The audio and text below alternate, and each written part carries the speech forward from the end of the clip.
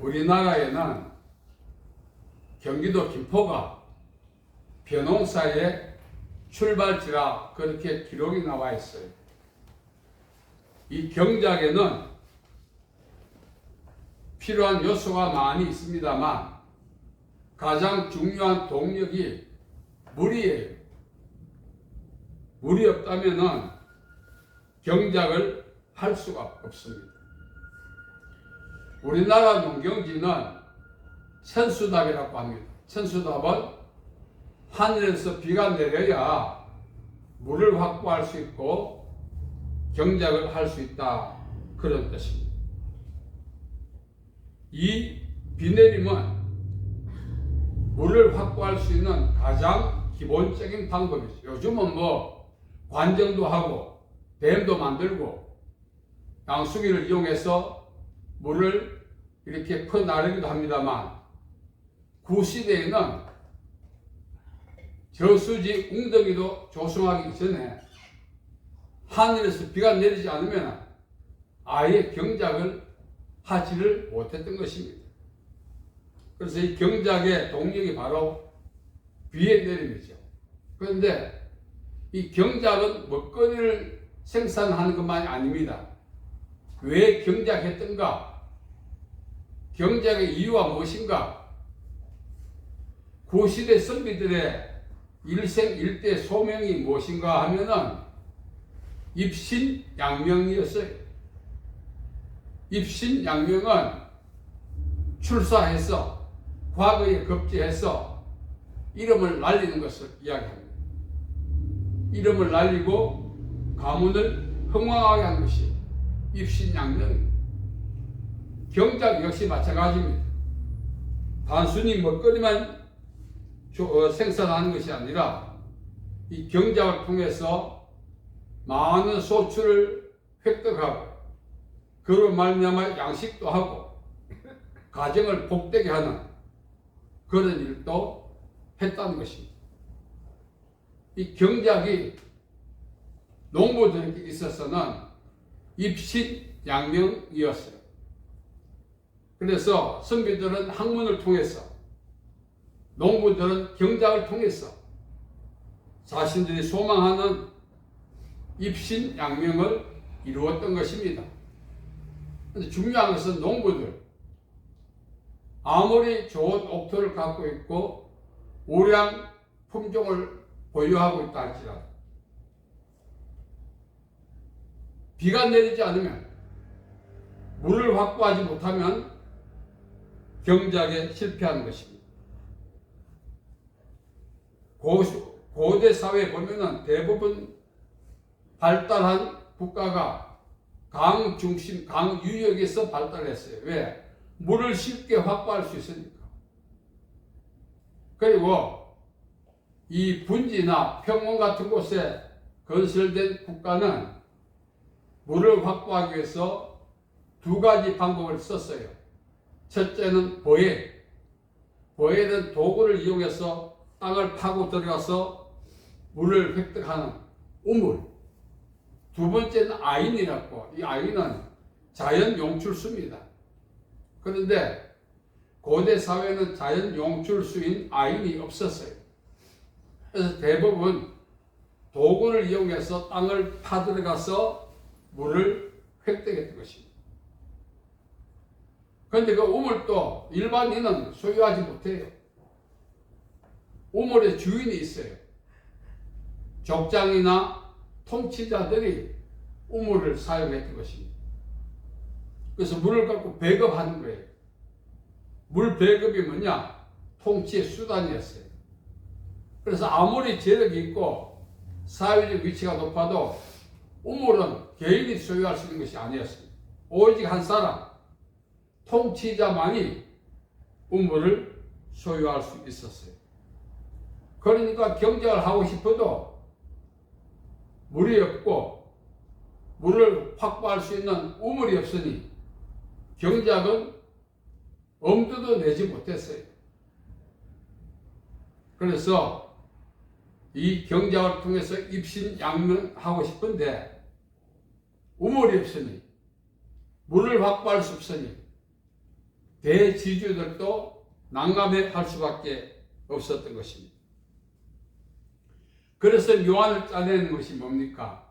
웅덩이, 그 다음에 뱀, 요즘 떼비전 과학에는 연못, 저수지라고 하죠. 연못과 저수지를 조성했던 것입니다. 그래서 거기다 물을 가두어 놨다가 담수했다가 경작에 필요한 물을 사용을 했던 것입니다. 옛날에는 왕들이 살던 그 주거지를 궁궐이라고 하죠.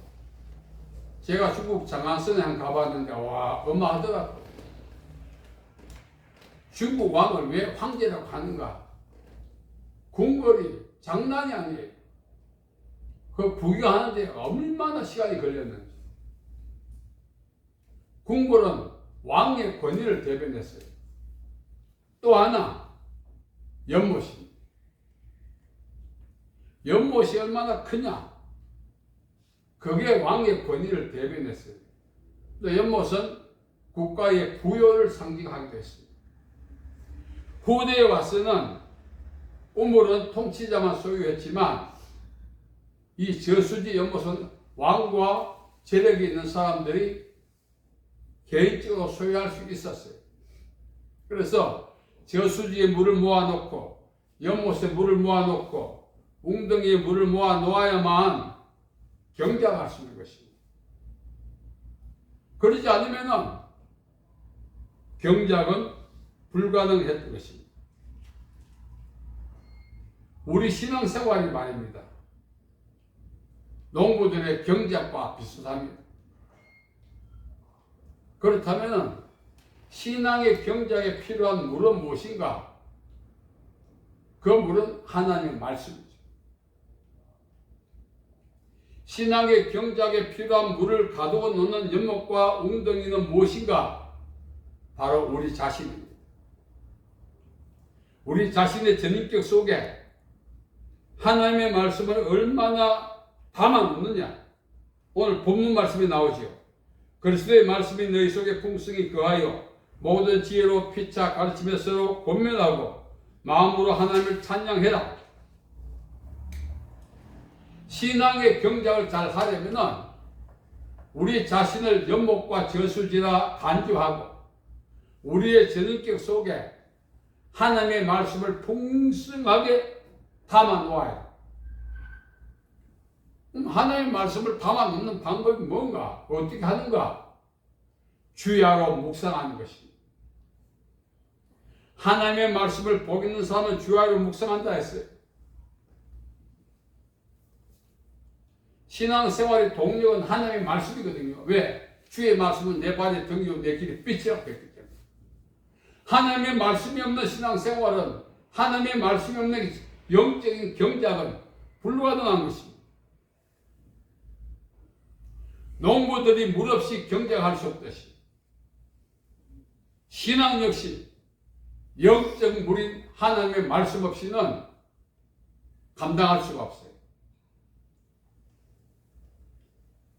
하늘에서 내리는 비를 가두는 연못과 저수지는 인간이 도구를 이용해서 이렇게 조성하지만 영적인 물인 하나님의 말씀은 우리가 읽고 묵상해야 우리 안에 비축이 되는 것입니다. 그래서 하나님의 말씀을 많이 읽고 묵상해야 환난이 오든 위기가 오든 어떤 상황이 오든 가뭄이 오든 기근이 오든 극복해 갈 수가 있는 것입니다. 말씀드린 것처럼 과거의 우물과 저수지와 연못은 통치자의 것이고 일반인 것 아닙니다. 우리 성경도 역시 마찬가지입니다. 루터가 종교개혁하기 전까지는 이 성경은 일반인들이 아예 접하지를 못했어요. 신부들만 성경을 읽고 전했어요. 그러니까 성경을 접하지 않는 사람은 신부들이 전하는 내용이 성경에 있는지 없는지 모르고 무조건 따라가는 거예요. 그렇게 해서는 영적인 농사를 경작할 수 없는 거죠. 일주일에 한 번 때로는 두 번 그렇게 이제 성당에 나가서 신부가 하나님의 말씀이라고 선포하는 그 내용문을 우리에게 가두어 본들 인생에 얼마나 도움이 되겠습니까? 성경을 번역하고 성경이 일반인들에게 전달되고 읽혀지고 그때부터 영적인 경작이 시작이 된 것입니다. 물이 많아야 풍년이 옵니다. 왜? 경작이 필요한 것이 물이니까. 하나님의 말씀이 우리 안에 풍성히 거해야 신앙생활에 승리할 수 있어요. 하나님의 말씀이 없는 그 자체는 기근하고는 견딜 수 없어요. 기근은 폐농에 불과하지만 하나님의 말씀이 없는 신앙생활은 망하는 것입니다. 그래서 오늘 성경 말씀은 하나님의 말씀을 풍성히 읽고 묵상해서 그 말씀이 우리 안에 가득 충만하게 채워져 있을 때 어떤 상황이 온다 할지라도 그 말씀을 끄집어내었어. 그래서 그 말씀을 활용함으로 극복하고 승리하며 살아갈 수 있다는 것을 우리에게 증거하고 있는 것입니다. 그래서 오늘 말씀은 영적 담수. 제가 처음으로 안동댐 가봤습니다. 처음 안동댐 갔으니까 바다 같아요. 물이 가득 차서 시퍼런데 겁이 나더라고요. 거기 위용이라고 하는 것인데 위용, 연못의 위용. 사람이 외모가 아무리 건강해도 거기서 위용이 나오지 않습니다. 사람의 위용은 입에서 나와요. 행동에서 나와요. 하나님의 말씀대로 살고 하나님의 말씀을 선포할 때 그 말씀이 능력이 되는 것입니다. 그래서 우리는 하나님의 말씀을 주야로 묵상하고 그렇게 살아가야 되는 것입니다. 말씀이 없다는 것은 비가 오지 않는 것과는 비교가 안 돼요. 비가 안 와도 살 수 있어요. 관정하고 바닷물을 담수해서 수단 방법 가리지 않고 살 수 있지만 하나님의 말씀이 없는 것은 살 수가 없어요. 앞으로 세상이 성도들의 눈에서 성경이 읽혀지지 않도록 뺏어갈 수도 있어요. 마귀가 장난쳤어요. 그래서 우리는 그러한 때를 대비해서 지금 부지런히 말씀을 읽고 말씀을 우리 안에 전인격적으로 담아 놓아야 그러한 때가 온다 할지라도 흔들리지 않습니다. 앞서 말씀드렸습니다. 통치자나 개인이 연못의 크기와 연못에 담겨있는 물의 분량에 따라서 그 사람의 모든 것을 대변했어요. 아무리 왕이라 할지라도 연못 하나 없으면 주변 국가에 왕 취급당하지 않습니다. 비록 나라가 적지만 왕이 큰 연못을 소유하고 있으면 부러워합니다. 저희 처가가 상주에 있는데 저도 왔다 갔다 하다 몰랐는데 처가 집 옆에 연못이 하나 있어요. 지금은 연근을 재배하더라고요. 그래서 표지판에 고등학교 다닐 때 배웠던 역사책에 나오는 연못 공금지, 상주도 공금지거든요. 상주도 벌판이 많아요. 그래서 경작을 많이 했거든요. 그래서 그렇게 수타 왔다 갔다 하면서 몰랐는데 가까이 가서 보니까 역사책에 나오는 공금지가 새가 옆에 있더라고요. 지금은 보니까 연못 웅덩이 같아요. 과거에는 규모가 컸겠죠. 여러분, 우리가 살아가면서 세상 사람들은 입신양명합니다. 우리도 영적으로 입신양명해야 돼요. 하나님의 영광을 드러내기 위해서. 그러면은 영적 입신양명은 어떻게 하느냐? 농부들이 경작을 위해서 물을 감수하듯이 하나님의 말씀을 가득 우리 전인격 속에 가두어 놓아야, 비축해 놓아야 입신양명의 기회가 오는 것입니다. 그래서 우리는 시간이 있니 없니 중요하지 않습니다. 반드시 오늘 읽은 성경 말씀이 내일 나에게 영향력을 끼칠 수 있고, 내일이 아니라도 시기의 문제지만 언젠가 반드시 오늘 묵상했던 말씀이 내 인생을 전화위복시키는 능력이 될 수가 있는 것입니다.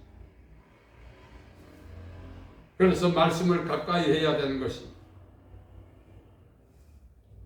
지금 우리나라에 이단이 얼마나 많습니까? 정상적인 신앙생활 하던 분들이 이단이 얼마나 넘어갑니까? 사실 여부를 떠나서 어느 지역에서 이단이 세미나를 했는데 목회자가 250명 갔대요. 정신이 있나 없나 나무랄 게 못돼. 왜 갔을까가 문제예요. 목회자라도 하나님의 말씀을 감수해 놓지 않기 때문에 가는 거예요. 목회자하고 이단에 안 간 줄 압니까? 250명이 갔다고 나와 있어요, 인터넷에. 이 마지막 시대에 우리는 하나님의 말씀을 우리 전인격 속에 가득 감수해서 어떤 미혹이 온다 할지라도, 어떤 위기가 온다 할지라도 대적하고 돌파해 나가야 하는 것입니다. 이 마지막 시대는 영혼을 잘 관리해야 돼요. 그렇지 않으면 어느 순간에 미혹받아서 지금까지 신앙생활 잘 하다가 이단에 넘어가는 것입니다. 이단에 넘어가는 그 자체가 판단 미스가 아니라 심판이에요. 그래서 우리는 오늘 또 시간이 있네 없네 할 것이 아니라 하나님의 말씀을 가까이 하고 묵상하자 이겁니다. 그러면 그 말씀이 나의 내일, 나의 미래에 발의 병이 되고 길의 빛이 되는 것입니다. 뿐만 아니라 영적 입신양명을 통해서 하나님의 영광을 크게 드러낸 날이 도래할 것입니다. 하나님의 말씀을 가까이 해서 치우치지 않고 영적으로 승리할 수 있는 우리 모두 되시기를 예수님의 이름으로 축복합니다. 살아계신 아버지 하나님, 은혜와 자비와 사랑을 감사합니다. 우리 모두가 주의 말씀을 묵상하고 말씀대로 살아 영적 입신양명을 통하여 하나님께 영광 돌리는 저희들 되게 도와주옵소서. 예수님의 이름으로 기도하옵나이다. 아멘.